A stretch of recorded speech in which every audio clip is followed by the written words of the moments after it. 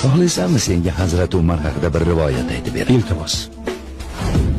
Hazrat Umar xalifa bo'lganida bir odam yollabdi. Har kuni bir tilla beraman debdi. Bu odam vazifasining nimaligini so'rasa, har kuni oldimga kelib, "O'lim bor Umar" deysan debdi. Bu odam ancha vaqtgacha kelibdi. "O'lim bor Umar" deb bir tillasini olib ketar ekan. Nihoyat bir kuni kelib, "O'lim bor Umar" debdi va bir tillasini olib. Shunda Hazrat Umar boshqa kelma debdi. Nega?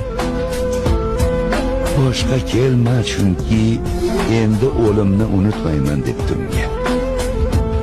O'sha kuni oynada soqolidagi birinchi oqni ko'rgan ekan. Menga har kuni o'limni eslatib turasizmi, Umar ota? Keragi bormikan bolam? Sochlaringga qirov tushganiga ancha bo'ldi.